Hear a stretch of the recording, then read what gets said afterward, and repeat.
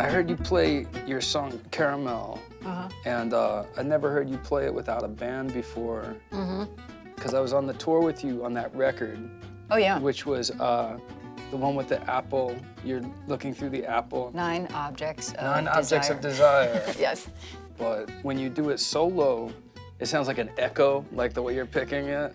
Oh my God. But how come you didn't record it like, I'm just curious. How come I didn't record it that way? In that fashion, yeah. Because Mitchell Froome, my producer at the time, also my husband, as you know, at that time, said that we should get somebody who could really play the part instead of the way I played it. And so we got Steve Donnelly He's to play amazing. it. So if I could actually play it the way it was on the record, I would have done that. But so it was kind of Mitchell's call. Mitchell said, "It's a great song. Let's get someone who can really play it." But I don't play it that way. It's a good track, but I still like that. Ching, ching, ching, ching, ching, ching, ching, ching, ching. It just feels good. Oh, that's good. You know, it's organic. Well, I have to say, as an unstudied guitar player, half of what I do is just like sort of scaffolding for the lyrics. I've always noticed this about your songs, and I even feel like I've been influenced by this aspect of your songs, which is that your guitar parts always support the melody.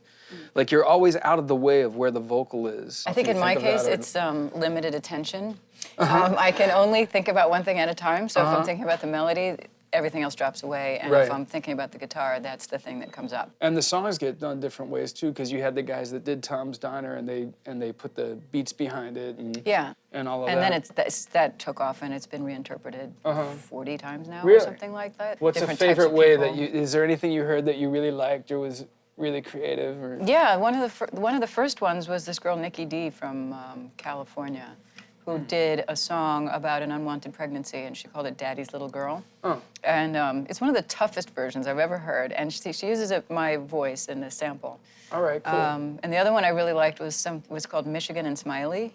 These guys from Jamaica, and they're really having a good time. They've like islanded it up. You know, they have all you could this, do like, that. Has anybody else cool. recorded Caramel? I wish that Diana Krall would do a version of Caramel.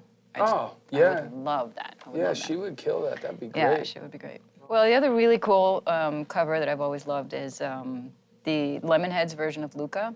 I thought that was really striking, really original, really cool. Really just like a really good cover. Like you wrote a lot of really great songs when you were young, so thanks. I wonder how does it, like, because then you grow as a person and you evolve in all these different kinds of ways, or even in your case, like your career will take off, or all of these different things come in and affect you.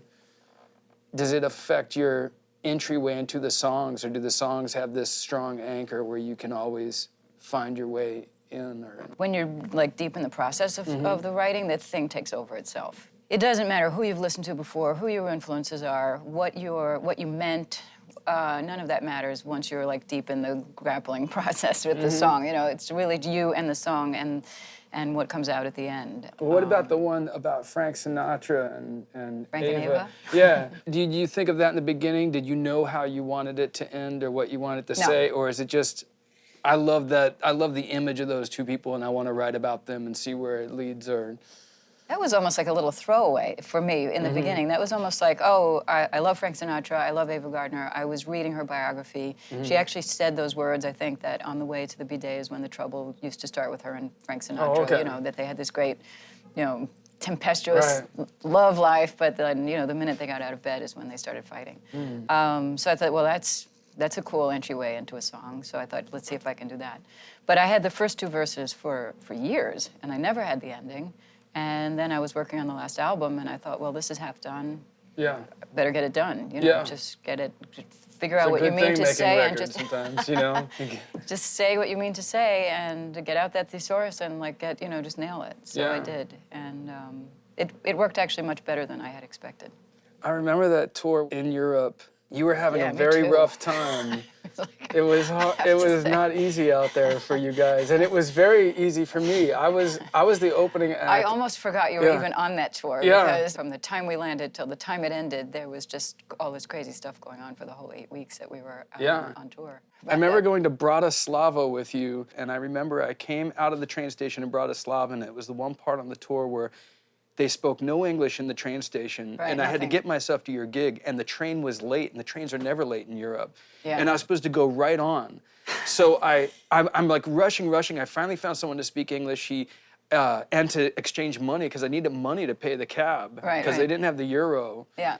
And he ripped me off. I didn't trust him, so I decided to Welcome only to exchange. Eastern Europe. I only exchanged $20. Yeah. But because of the ripoff, I didn't have enough money for the cab. The cab driver got mad. Then I got out of the thing. I went into the venue, and they said, "How much are your CDs?" And I based my CD price on the exchange rate that he gave me at the train station. When I got done playing, my CDs were flying out of the place. I sold like 100 pieces. I thought, wow, I'm big in Bratislava, you know, but I wasn't. I was selling them for like $3 or something, and I got ripped off because I had to buy them for $9 from my label. So, yeah. I was totally oblivious to all of this. I was getting phone calls from like my brother was in jail and you know, and all of this kind of thing was going on. So I was like, "Hi Richard, nice to see you. Sorry, I'm dealing with this emergency." So I didn't really know about your emergencies. Well, the tour began with the nebulizer for the baby, for Ruby, who was like 2 years old at that point. She had asthma and bronchitis, and I had bronchitis,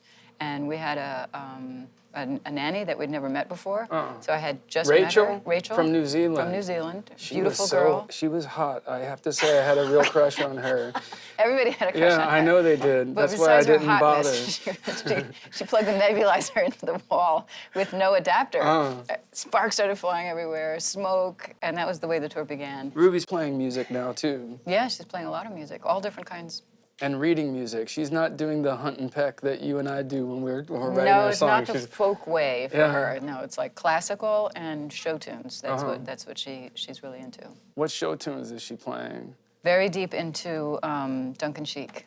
Oh, okay. Spring Awakening. Oh, that's right. From beginning Yeah. to the end, 58 million times a day, 1:30 in the morning, doesn't matter. She's up playing Spring Awakening. Wow, that's very cool. Yeah, it is cool. I remember. that me? Do you have a text? Oh, Check here it. she is now. Okay. She's We're still- on for Bloomingdale's. Oh, okay. You gotta help her get Sorry. a prom dress. Yeah. She could hear us talking about her. She has secret powers, I'm Intuition. sure. Anyway, this is part of the modern world. We have to deal with our texts. This was really fun. Oh, thanks, Richard. Yeah. This is sort of like my dinner with Andre or something, Yeah. except my coffee time with Richard Julian.